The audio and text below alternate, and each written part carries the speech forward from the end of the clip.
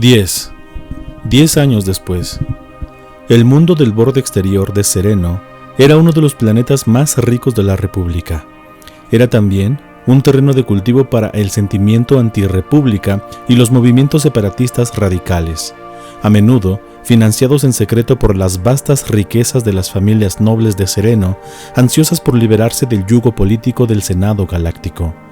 Aún así, pese a las corrientes revolucionarias peligrosas de su cultura, o quizás debido a ellas, el gran mercado exterior de la capital planetaria de Carania se había vuelto renombrada como el núcleo del mercantilismo interestelar. Compradores de 2 docenas de especies diferentes se mezclaban libremente bajo las tiendas y toldos de miles de puestos de vendedor. Desde el amanecer al anochecer, los gritos de los mercantes vendiendo bienes importados desde cada esquina de la galaxia se mezclaban con las pujas a gritos de los clientes regateando.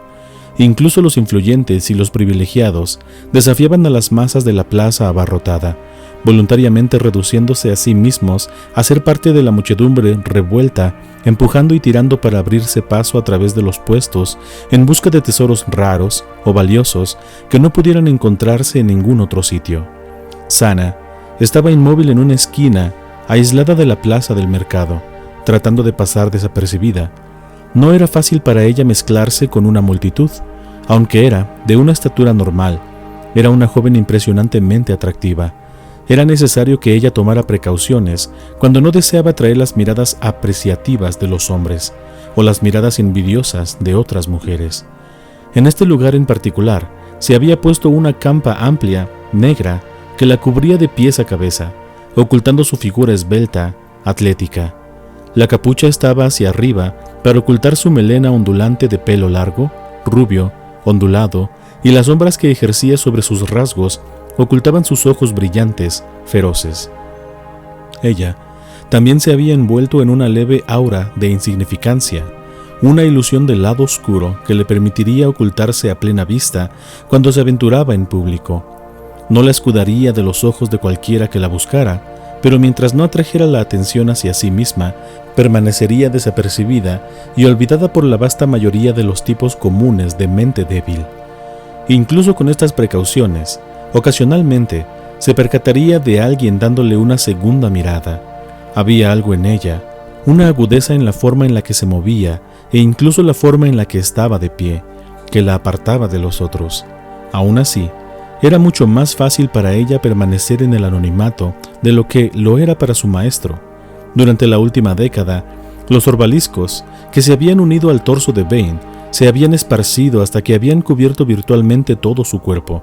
Solo sus pies, manos y cara permanecían libres de la infestación, y solo porque había tomado precauciones extremas. Llevaba guantes especiales y botas en cada momento, y cuando dormía llevaba un casco especial que parecía una jaula, hecha para evitar que los parásitos crecieran sobre su cara.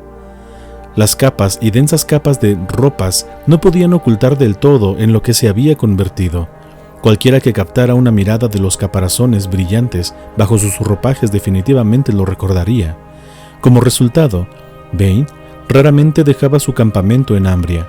Confiaba en su aprendiz para hacer sus ojos y oídos hacia el mundo exterior. Contaba con que ella actuara como un agente de su voluntad, para coordinar y supervisar los intricados planes que orquestaba desde detrás de la escena. Eso era por lo que ella estaba aquí ahora, esperando a un joven Twi'lek que ella conocía como Keladden. Era improbable que ese fuera su nombre real, sin embargo. Después de todo, él no sabía su verdadero nombre, pese al hecho de que eran amantes. Kel era un revolucionario político, un luchador por la libertad de estilo propio que luchaba contra la tiranía como un miembro de alto rango de un pequeño grupo extremista determinado a hacer caer la república. Había llevado a Sana varios meses ganarse su confianza, pero él finalmente había sucumbido. La última noche, mientras yacían entremezclados en las rudas sábanas de la pequeña cama en el apartamento alquilado de Sana, el Twi'lek le había prometido encontrarse con ella a mediodía en la plaza para llevarla a una de las reuniones clandestinas de su organización. Por la altura del sol en el cielo del atardecer, era obvio que Keladden se le había hecho tarde. Aún así, Sana continuó esperando. Había aprendido del valor de la paciencia pronto en sus estudios. El secretismo, la astucia, la paciencia, esas son las armas de los Sith, le dijo su maestro. Habían dejado Onderon 8 días antes, abandonando al despertar de las estrellas y adquiriendo otro navío de un mercante neimoidiano para llevarles a Ambria. Era aquí, en este mundo remoto, donde Bane comenzaría su entrenamiento. Actúa apresuradamente y le darás la ventaja a tu enemigo, explicó Bane. A veces, el procedimiento apropiado y más difícil es no actuar. Incluso el mayor guerrero a menudo fracasa en esperar hasta que el momento sea apropiado antes de golpear. Ese es un error que no podemos permitirnos cometer. Ella asintió, absorbiendo sus palabras e introduciéndolas en su memoria, pero las palabras eran solo parte de su entrenamiento. Su maestro también le había dado una tarea, una prueba que demostraría que ciertamente había aprendido su lección. En una de las cuevas cerca de la costa del lago Nath, a un par de kilómetros de su campamento, vivía una pequeña familia de Nex, pequeños herbívoros reptilianos nativos de Ambria. Solo de 1 metro de altura, se erguían rectos sobre sus piernas traseras, utilizando sus colas para equilibrarse y apoyarse.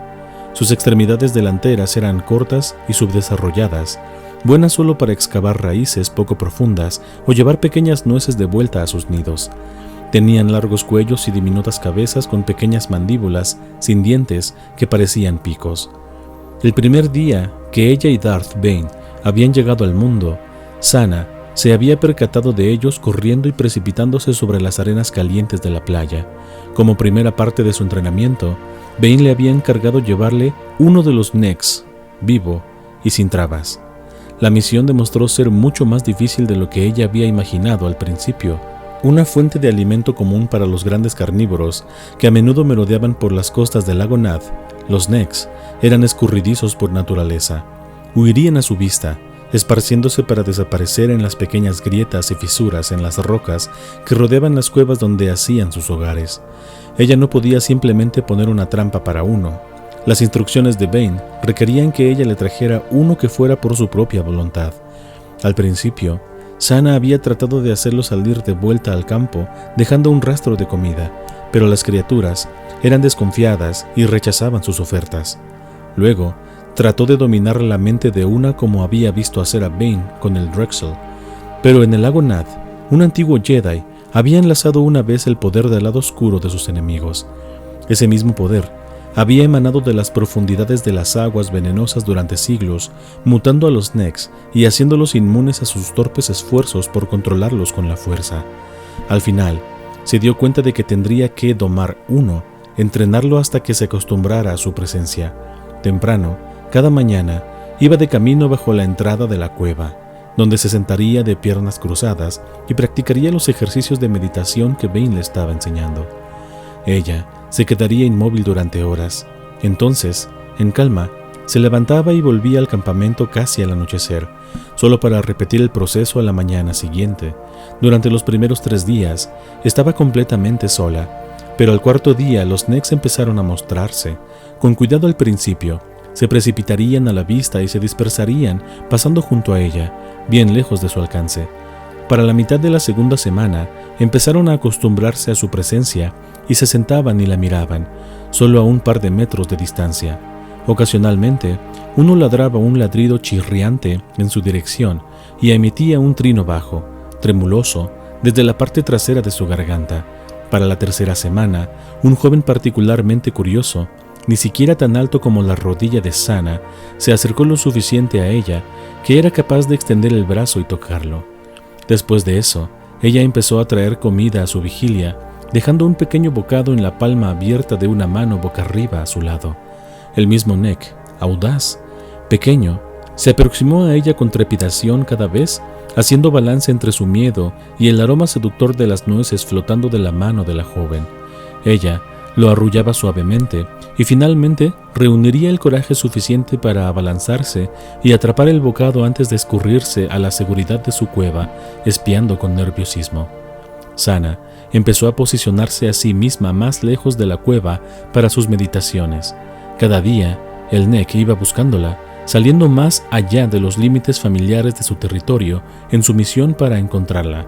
Poco a poco, ella se acercó más y más al campamento hasta que un día, Cuando ella se levantó para irse, el Neck empezó a seguirle. Ella consiguió dar pasos suaves, lentos, para no asustarlo. Moviéndose a pasos cortos para que no perdiera su equilibrio, ella ágilmente se elevó de un pie al otro mientras llevaba a la diminuta criatura de camino a su maestro. Era cerca del anochecer cuando llegó, sus pasos convirtiendo la distancia relativamente corta desde el lago Nat de vuelta al campamento en un viaje de 4 horas. Había varias tiendas en el campamento, además de en las que ella y Bane dormían. Había una para almacenar comida, otra para la ropa y el equipo, y aún otras para armas y combustible para su nave espacial y el camión oruga. Las tiendas estaban alineadas en un círculo de 3/4, mirando hacia adentro hacia el fuego para cocinar. Bane estaba sentado junto a las llamas esperándola, mezclando un caldero burbujeante de estofado de olor insulso. Se había quitado su camiseta en el calor de la noche de verano. Al brillo parpadeante de las llamas, su aprendiz podía ver que los orbaliscos estaban empezando a esparcirse. El de la parte trasera de su hombro había ido de camino por sus bíceps hasta el codo de su brazo fuertemente musculado, mientras que el organismo en su pecho ahora se extendía a medio camino, bajando por sus músculos abdominales y en parte hacia su garganta. Varias bandas oscuras, estrechas de carne de aspecto más blanda, bisecó cada caparazón verticalmente, y la chica se dio cuenta de que además de crecer, las criaturas se iban a dividir y multiplicarse. Suprimiendo un estremecimiento, Sana le llamó suavemente. «He completado mi primera lección, maestro». Bane miró abajo al pequeño Neck, que llegaba al campamento detrás de ella, prueba visible de que su aprendiz había completado la tarea que le había dado. Sana siguió su mirada, girándose hacia la diminuta criatura, miró arriba hacia ella y trinó expectante. Ella se agachó para acariciarle, y Bane se extendió con la fuerza y golpeó su cuello largo, delgado. «Lo has hecho bien», murmuró él, mientras ella miraba horrorizada al diminuto cuerpo que se retorcía a sus pies. «Ahora arrójalo al estofado». Sana se tomó un momento para tranquilizarse, apartando la lástima que amenazaba con hundirla. Cuando Bane le dio su tarea en un principio, se dio cuenta ella debía haber sabido que desarrollaría un cariño por el pequeño Neck. Si ella hubiera sido más sabia, habría previsto esto, y habría visto a la criatura simplemente como una herramienta, algo para ser utilizado y arrojado a un lado, más que permitirse a sí misma involucrarse emocionalmente. El dolor que sentía ahora por su muerte era una advertencia, un recordatorio de que su única lealtad era hacia su maestro. Cogió el cuerpo y lo llevó al caldero burbujeante. Lanzándolo dentro, ella miró a Bane directamente a los ojos. «Veo que decidió enseñarme 2 lecciones hoy, maestro». Su única respuesta fue una sonrisa sombría. «Rhaina». Ella escuchó una voz gritando sobre el estruendo del mercado, utilizando el nombre falso que había adoptado para todas sus misiones. Tras un momento, fue capaz de ver a Keladen entre la multitud, señalándole que fuera y se uniera a él al otro lado de la plaza. Las complexiones Twi'lek tenían una amplia variedad de colores, pero Kel era de la raza lethana, extremadamente rara de piel roja. Como la mayoría de lethanos, era innegablemente enorme. Era alto y de hombros anchos, con un estómago duro, plano y extremidades perfectamente proporcionadas.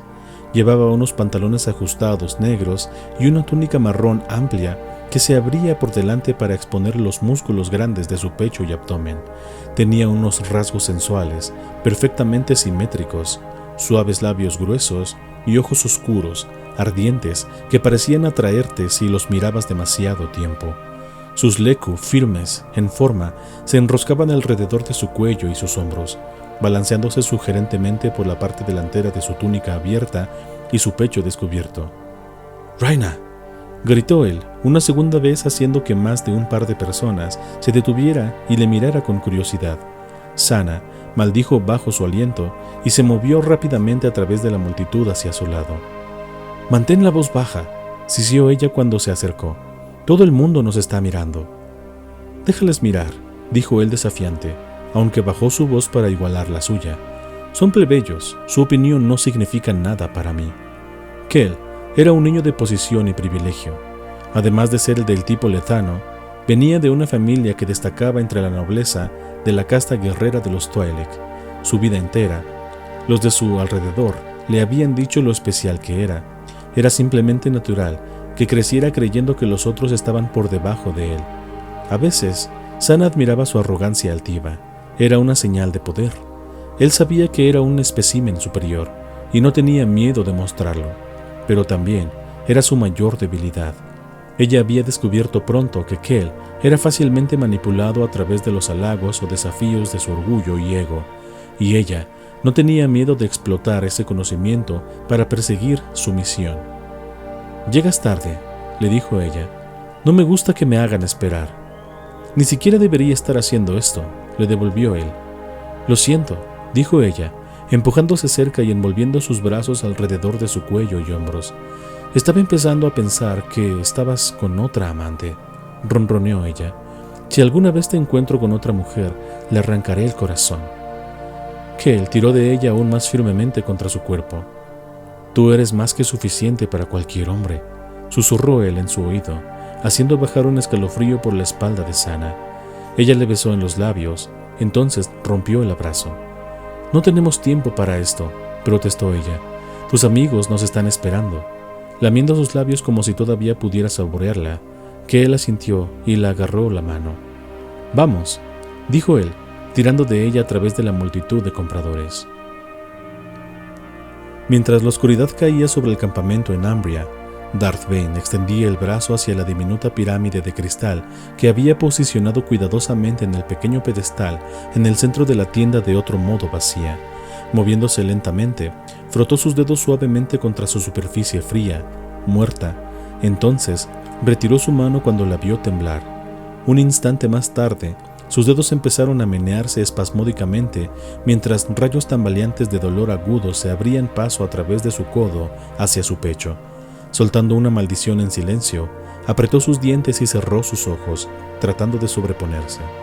Debido a los orbaliscos que envolvían su cuerpo, estaba acostumbrado a vivir en un dolor constante.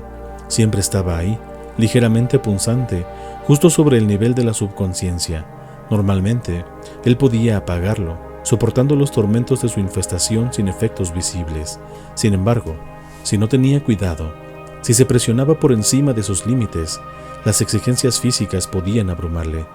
El temblor había sido una advertencia, la primera señal de que estaba alcanzando los límites de su resistencia. 3 veces antes había intentado crear su propio holocrón Sith, y cada vez el proyecto había acabado en fracaso. No iba a fracasar esta vez. Sabía que un movimiento en falso en esta fase y todo su trabajo, literalmente años de preparación, se desharían. Aún así, también sabía que no tenía elección salvo encontrar una forma de tratar con el dolor y continuar su trabajo. Había hecho su primer intento 5 años antes, utilizando el holocrón de Freedom Nath como modelo. Había recreado la matriz intricada de entramado y vértices que eran la clave para almacenar las cantidades casi infinitas de conocimiento en un sistema de datos lo suficientemente pequeño como para caber en la palma de una mano. Le había llevado meses reunir y diseñar el raro cristal hasta los filamentos y fibras de la red entrelazada, seguidos de semanas de ajustes delicados y minuciosos. La matriz tenía que caer dentro de las especificaciones altamente exactas, y Bane había pasado cientos de horas haciendo miles de alteraciones precisas, subatómicas, a través del poder de la fuerza para asegurar que cada hebra cristalina estuviera apropiadamente en su lugar. Una vez que la matriz de cristal de dentro del holocrón estuvo preparada, cuidadosamente transcribió los símbolos antiguos del poder Sith en la superficie de la pirámide. Las marcas eran parte de un ritual poderoso que era crítico para mantener la estabilidad de la matriz después de que fuera imbuida con las energías del lado oscuro. Poco familiarizado con el propósito exacto o el significado de los glifos arcanos, Darth Bane utilizó una vez más el holocrón de Nath como su guía, estudiando las marcas grabadas en la superficie, copiándolas entonces exactamente en su propia creación. Pero cuando trató de activar el holocrón canalizando su poder a través de él, la matriz implosionó, colapsando sobre sí mismo y reduciendo el artefacto a una pila de polvo brillante en un destello blanco chispeante. Lo había intentado de nuevo varios meses después, solo para encontrarse con el mismo resultado exactamente. Forzado a admitir que el secreto de fabricar holocrones todavía estaba fuera de su alcance, Bane había empezado una campaña para descubrir todo lo que le pudiera sobre los talismanes poderosos. Con la ayuda de Sana, Acumuló una vasta riqueza de sabiduría en el tema. Devoró cada tarjeta de datos, registro histórico y recuerdo personal que podía encontrar que teorizara en los pasos necesarios para crear una de las pirámides terriblemente complejas. Se topó con miles de referencias veladas y cientos de especulaciones teóricas en el arte de fabricar un holocrón. Sin embargo, era incapaz de encontrar una sola fuente que explícitamente explicara los hechizos y rituales requeridos, y sus secretos todavía le eludían. Bain rechazó abandonar. Continuó su investigación, buscando tomos raros, documentos ocultos y trabajos de recopilación prohibidos.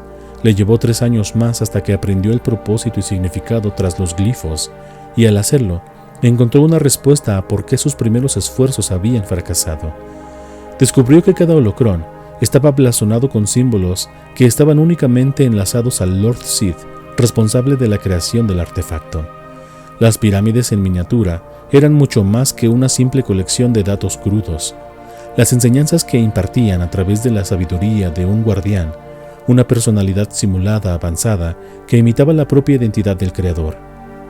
La correcta combinación de símbolos, aplicados en conjunción con brujerías y hechizos específicos de los Sith antiguos, permitiría a Bain capturar su apariencia, sabiduría y procesos cognitivos.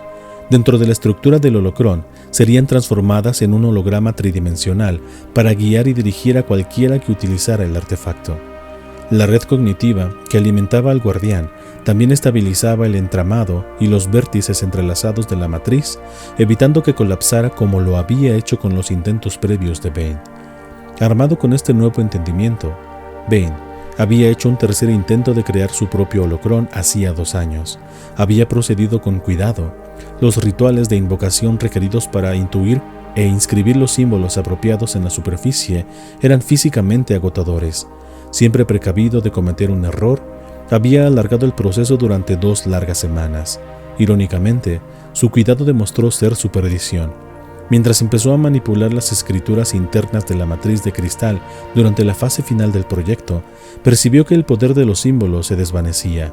La red cognitiva del guardián se había degradado hasta el punto en el que carecía de la habilidad de apoyar y estabilizar la matriz. Desesperado, había buscado alguna forma de restaurarla, solo para darse cuenta de que sus esfuerzos eran fútiles. Cabreado ante otro fracaso, había aplastado la pirámide inútil hasta hacerla polvo con sus manos desnudas. Antes de empezar su cuarto y más reciente intento, Bain había jurado que no fracasaría de nuevo. El intento era la verdadera clave. Tenía que terminar de alinear la matriz y de imbuirla con sus energías del lado oscuro en un par de días, antes de que las funciones cognitivas del guardián empezaran a degradarse. Ahora, tras meses de reunir los extraños materiales, semanas de meditaciones para concentrar su poder y 3 días y noches seguidos de concentración intensa, finalmente se acercaba al final. Solo necesitaban hacerse de un par de docenas de ajustes menores, pero Bain estaba bien al tanto de que el tiempo se estaba agotando. 3 días de atraer constantemente la fuerza, sin alimento o respiración, le habían dejado exhausto en cuerpo, mente y espíritu. Era particularmente vulnerable a los orbaliscos en este estado. Normalmente, se alimentaban de las energías del lado oscuro que fluían naturalmente a través de él, pero la creación del holocrón exigía que canalizara todo su poder directamente en su trabajo. Los parásitos estaban pasando hambre lentamente y en respuesta estaban alimentando su flujo sanguíneo con químicos y hormonas que pretendían llevarle a una furia enajenada para poderse alimentar del lado oscuro mientras desataba su ira. Los músculos con espasmos de su mano y dedos eran un resultado directo de sus esfuerzos, y no había nada que Bain pudiera hacer salvo esperar a que pasara el temblor. Solo tenía un par de horas para completar su trabajo. Aún así, no podía arriesgarse a cometer un error y dañar las fibras de cristal delicadamente entretejidas de la estructura interna del holocrón. Lentamente fue capaz de recuperar el control sobre sus dedos convulsionando lentamente cada precioso segundo que se le escapaba mientras lo hacía. Cuando su mano al final se puso firme, tomó aire lenta y profundamente para concentrar su mente, entonces se extendió con la fuerza para tocar la matriz una vez más. Un lazo de espadas eléctricas se enmarañó alrededor de los músculos y nervios de su espalda, haciendo que se arqueara hacia atrás mientras gritaba de agonía. El dolor momentáneamente rompió su concentración, y un arrebato incontrolable de energía del lado oscuro se disparó a través de él y hacia el holocrón. Un instante más tarde explotó, bañando a Bane con una ducha de fragmentos de cristal y polvo. Durante varios segundos simplemente miró al pedestal vacío, sintiendo el hambre pulsante de los orbaliscos y su propia ira reuniéndose. Un velo rojo cayó por su visión, y Darth Bane se rindió a la furia.